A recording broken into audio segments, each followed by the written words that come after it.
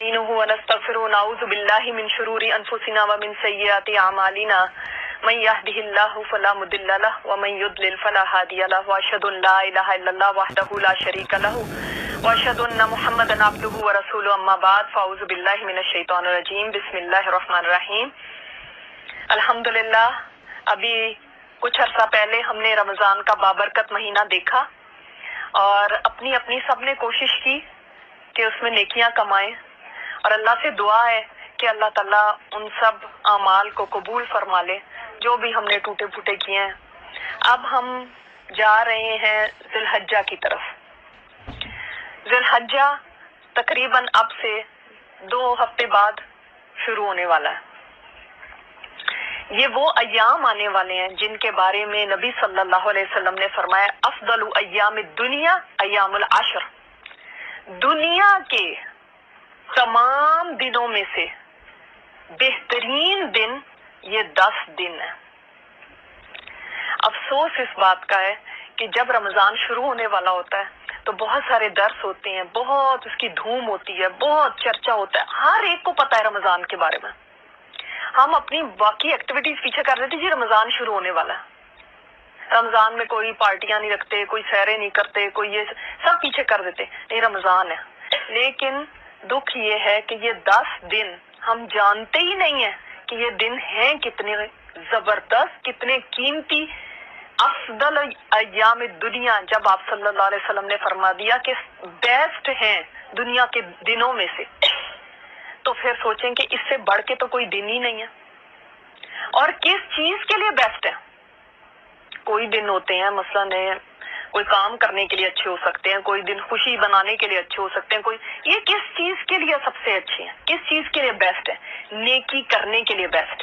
نبی صلی اللہ علیہ وسلم نے فرمایا کوئی دن بھی ایسا نہیں ہے کہ اس میں کیا گیا نیک عمل اللہ تعالیٰ کو ان دنوں میں کیے گئے عمل سے زیادہ محبوب ہو. کیا مطلب کہ اللہ تعالیٰ کے نزدیک محبوب ترین دن یہ 10 دن ہے. اور میں اس کو ایسے کہوں گی, آپ کو لوگ کہتے ہوں گے ذی الحجہ کے دن بڑے خوبصورت دن, بیسٹ ڈیز. میں آپ کو اس کو ایسے بیان کروں گی کہ دیکھیں ہم سب کو اللہ سے محبت ہے نا, ٹھیک ہے, ہم سب کو اللہ تعالیٰ سے محبت ہے اور اس کی ایک نشانی ہے کہ آپ یہاں بیٹھے ہوئے. اب دیکھیں کہ جس کو اللہ سے محبت ہے تو اس ذات کو جس چیز سے محبت ہوگی لا محالہ ہمیں اس سے محبت ہوگی. کہ اللہ تعالیٰ کے نزدیک یہ دن محبوب اور ہمیں اللہ محبوب. تو اب میں ان دنوں کا نام پتہ ہے کیا رکھوں گی؟ محبوب کے محبوب دن. محبوب کے محبوب دن. جو دن محبوب کو محبوب ہے وہ کیسے نہ مجھے محبوب ہو, وہ دن تو مجھے سب سے پیارے لگیں گے. اب کیا یہ دن رمضان سے بھی زیادہ پیارے ہیں, زیادہ اچھے ہیں؟ بتائیے, آپ لوگ بتائیں, کیا یہ رمضان سے بھی زیادہ افضل دن ہے؟ اچھا, رمضان سے بھی زیادہ افضل ہے, کیسے کہہ سکتے ہیں؟ اللہ کے محبوب دن ہے, بالکل صحیح. اچھا, اب آپ کو حافظ ابن حجر کی ایک بات بتاتی ہوں کہ وہ کیوں کہتے ہیں کہ یہ دن رمضان سے بھی زیادہ افضل دن ہے. کیونکہ وہ فرماتے ہیں کہ ان دنوں میں نماز, روزہ, صدقہ, حج, قربانی, یہ سب چیزیں اکٹھی ہو گئی. رمضان میں ایسا نہیں ہے. رمضان کی جو آخری 10 راتیں ہیں وہ بیسٹ ہیں اور دنوں میں یہ دن بیسٹ ہے. سمجھ آ گئی بات؟ دنوں میں رمضان کے دن بیسٹ نہیں, دنوں میں یہ دن بیسٹ ہے. اور راتوں میں وہ 10 راتیں بیسٹ ہیں. ان راتوں میں ہم نے کیا کیا؟ جاگ جاگ کے گزاری, دعائیں کر کے گزاری, باتیں کر کے گزاری. یہ 10 دن بھی اسی طرح گزارنے ہیں. ٹھیک ہے, ان میں دیکھیں یہ ساری چیزیں فرمایا مل گئیں. اللہ تعالیٰ نے اسلام کا ایک پلر حج ان دنوں میں رکھ دیا. آپ سوچیں یہ کیسے پیارے دن ہوں گے پھر, کہ اللہ نے ان دنوں کا انتخاب کیا اس عبادت کے لیے, حج کی عبادت کے لیے. اور قربانی, آپ سارا سال بکرا ذبح کرتے رہیں, ہر دن کرتے رہیں, وہ قربانی نہیں کہلائے گا جب تک کہ اس دن نہ کیا جائے جو یوم النحر ہے.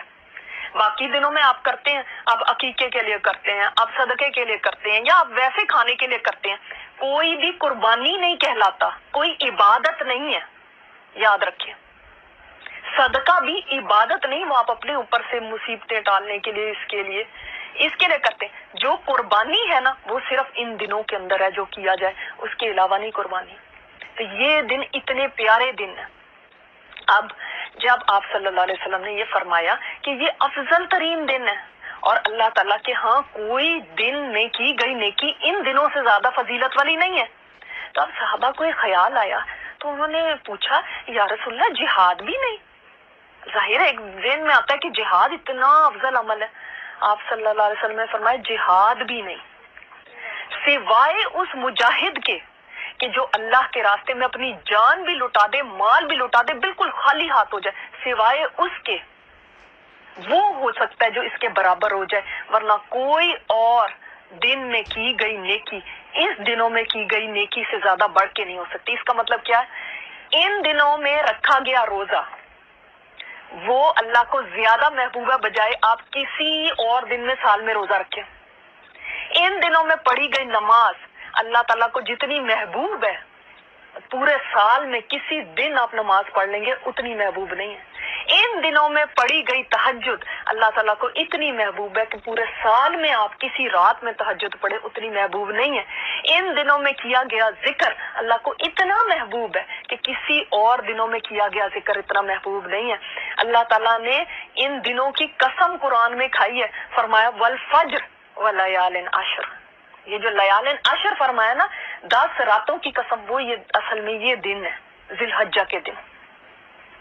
تو جس کی قسم اللہ تعالیٰ کھا لے پھر وہ چیز کتنی زیادہ اس کا مطلب عظمت والی ہے، کیونکہ اللہ تعالیٰ نے جس چیز کی قسم کھا لی وہ تو فضیلت والی ہی ہوئی نا۔ تو ان 10 دنوں کی قسم اللہ پاک نے اپنے قرآن میں کھا لی۔ جیسے رمضان کی فضیلت کس وجہ سے ہے سب سے زیادہ؟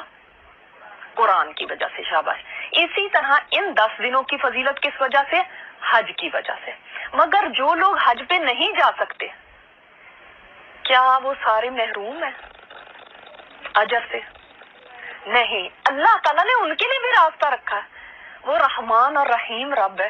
کتنے لوگ آپ میں سے ہیں جو حج پہ جا رہے ہیں اس دفعہ؟ ماشاءاللہ، الحمدللہ۔ جو نہیں جا رہے ان کو پھر ایک دل میں رہتی ہے یہ کسک کہ ہم نہیں جا رہے، اور اب اس کو کیسے پورا کیا جائے، کیسے اس کی کمپنسیشن کی جائے، کیا کوئی طریقہ ہے؟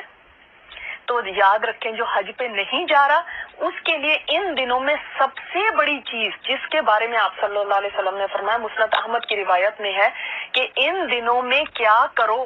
کثرت سے، با آواز بلند، سب سے پہلے کیا؟ کثرت سے، یعنی بہت زیادہ، اور بلند آواز میں کیا کرنا ہے؟ تکبیر، تحلیل، تحمید۔ تکبیر، تحلیل، تحمید، یعنی تکبیرات جو ہم کہتے ہیں نا، ان دنوں میں یہ خاص عمل ہے جو سنت آج بالکل لوگوں کو پتہ ہی نہیں کہ یہ بھی ایک سنت ہے۔ تکبیر، اس تکبیر میں کیسے ہم یہ تکبیرات پڑھیں گے؟ بہت ساری تکبیرات ہیں مگر ایک تکبیر کی آپ کو اگزامپل دیتی ہوں، اور آپ میرے سامنے ابھی وہ پڑھیں گے کہ وہاں دوسرے ہال تک ان کو پتہ چل جائے کہ یہاں پہ درس ہو رہا ہے، ٹھیک ہے؟ اتنی آواز ہونی چاہیے۔ 3 دفعہ ہم کہیں گے اللہ اکبر، اللہ اکبر، اللہ اکبر۔ 4تھی دفعہ ہم کہیں گے لا الہ الا اللہ، پھر 2 دفعہ کہیں گے پھر سے اللہ اکبر، اللہ اکبر، پھر وللہ الحمد۔ چلے میرے ساتھ بولے، اللہ اکبر، اللہ اکبر، اللہ اکبر، لا الہ الا اللہ، اللہ اکبر، اللہ اکبر، وللہ الحمد۔ ٹھیک ہے، یہ سب سے زیادہ کامن تکبیر ہے جو کہ کہی جاتی ہے، اور اگر آپ کو یہ یاد ہے یہ کہہ لیں، اور کوئی آپ تکبیرات اور بھی، اللہ اکبر کبیرہ والحمدللہ کثیرہ وسبحان اللہ بکرۃ واصیلہ، وہ بھی پڑھ سکتے ہیں۔ تو ان دنوں میں آپ کوئی طرح کی بھی تکبیرات وہ پڑھنا شروع کرتے ہیں اور آواز بلند پڑھیں۔ اگر آپ کے گھر میں کوئی غیر محرم نہیں ہے تو آپ بھی گھر میں بلند آواز سے پڑھ سکتی ہیں۔ دیکھیں سعید بن جبیر کے بارے میں آتا ہے کہ وہ ان 10 دنوں میں اپنے آپ کو عبادت میں اتنا مشغول کرتے تھے، اتنا کھپا دیتے تھے کہ ایسے لگتا تھا ان کو کوئی اور کام ہی نہیں ہے۔ ہم سوچتے ہیں لیکن ہم ایسے کیسے کر سکتے ہیں؟ ہمارے پاس جاب بھی ہے، ہمارے پاس گھر کے بھی دھندے ہیں، بچے بھی ہیں، تو ٹھیک ہے کوئی آپ اسے اگر چھٹی نہیں لے سکتے تو تکبیرات پڑھنے میں تو کوئی بھی چھٹی لینے کی ضرورت نہیں ہے، آپ گھر کے کام کرتے ہوئے بھی تکبیرات پڑھ سکتے ہیں۔ اور جب ہم بلند آواز سے پڑھیں گے تو کیا ہوگا؟ بچے بھی سنیں گے۔ آپ یہ جو ہم نے آج باتیں سنی ہے نا، یہ ہم نے بچوں کو جا کے ضرور بتانی ہے، ان کے ساتھ شیئر کرنا ہے، ٹھیک ہے؟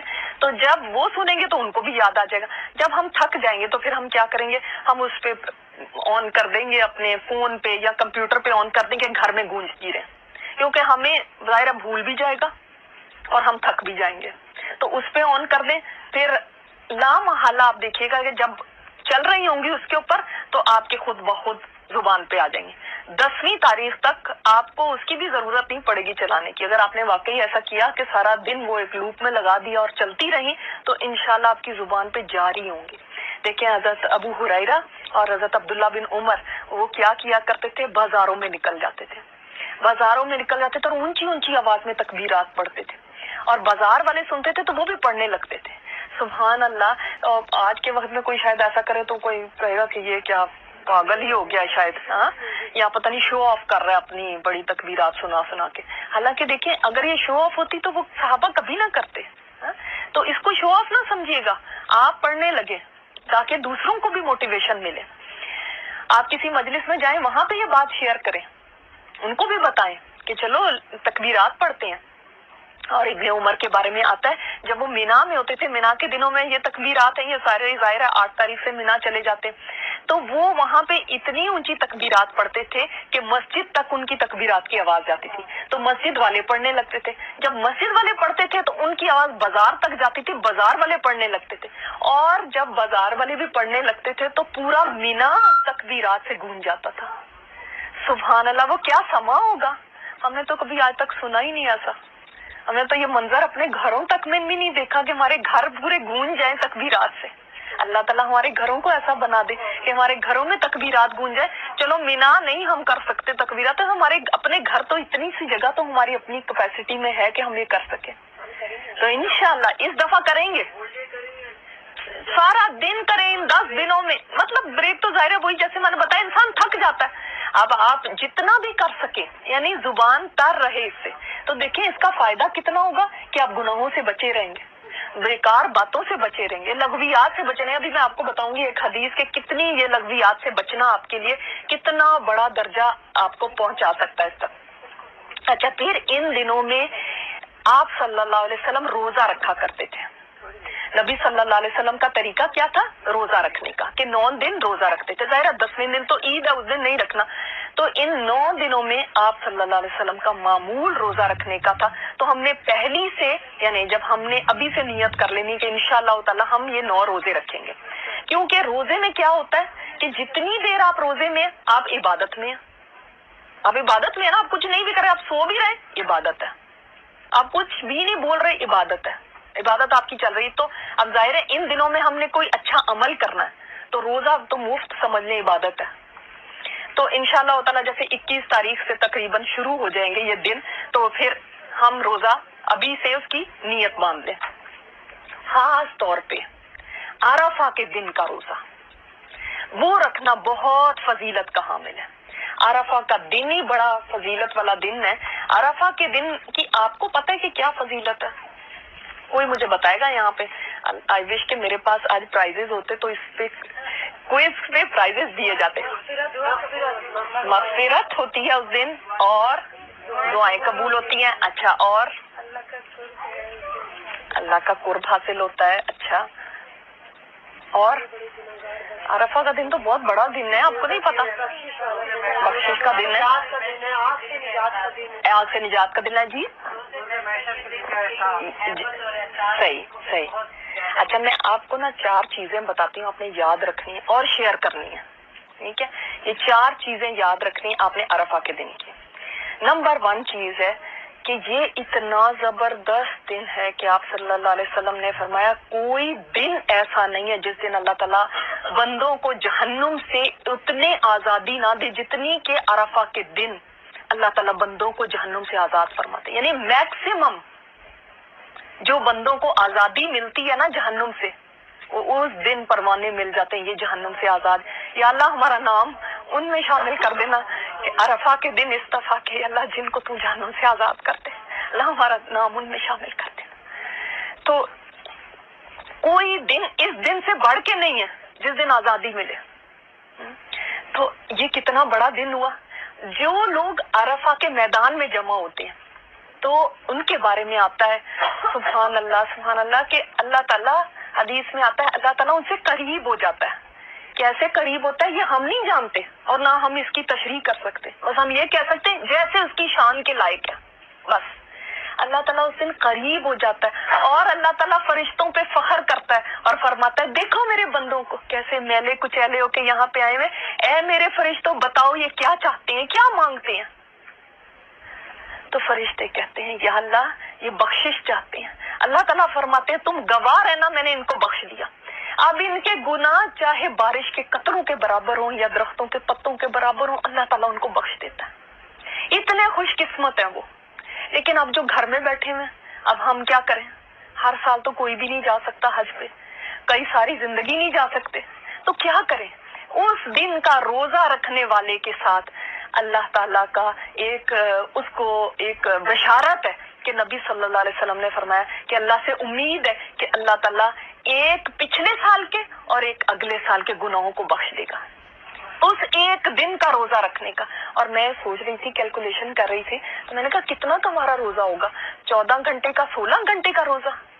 صرف اس کے بدلے کتنے دن ہیں؟ 365 ڈیز ایک سال کے، 365 دوسرے سال کے، کتنے دن ہیں جن کی ہماری بخشش ہو جائے گی صرف اتنے سے گھنٹے کا روزہ رکھنے پہ.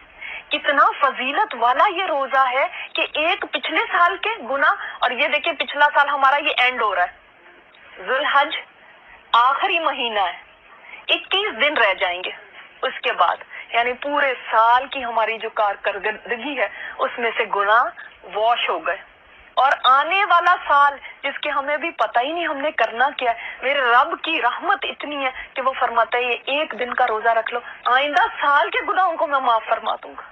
سبحان اللہ، یہ اللہ کی رحمت ہے کہ وہ ایک ماں سے بھی زیادہ مہربان ہے اپنے بندوں کے اوپر کہ ابھی کیے بھی نہیں ہیں میں نے ان کو بھی معاف کر دیا. اس ایک دن کے روزے کی فضیلت تو اللہ تعالیٰ فرماتے ہیں ان کو بھی میں نے معاف کر دیا، جو عرفہ میں جو وہاں پہ روزہ رکھ رہے ہیں ان کو بھی معاف کر دیا، کیونکہ عرفہ والوں کے لیے منع ہے وہ نہ روزہ رکھیں. جو حج پہ جائے وہ وہاں پہ جو لوگ ہوتے ہیں وہ نہیں روزہ رکھیں گے، جو گھروں میں وہ روزہ رکھ کے وہ بھی اپنی بخشش کروا سکتے ہیں کیونکہ وہ دکھی ہوتے ہیں کہ ہم کیا کریں. تو ایک تو اس کا یہ ہو گیا کہ جہنم سے خلاصی، انسان کا روزہ رکھنا اس کی بخشش کا سبب بن گیا. تیسری چیز اس کے اندر جو بڑی اہم ہے اور وہ یہ کہ ایک یہودی حضرت عمر کے پاس آیا تھا اور اس نے کہا تھا اے امیر المومنین، آپ کی کتاب میں ایک آیت ہے، اگر وہ ہمارے اوپر اترتی تو ہم اس دن کو عید کا دن بنا لیتے. تو حضرت عمر نے پوچھا وہ کون سی آیت ہے؟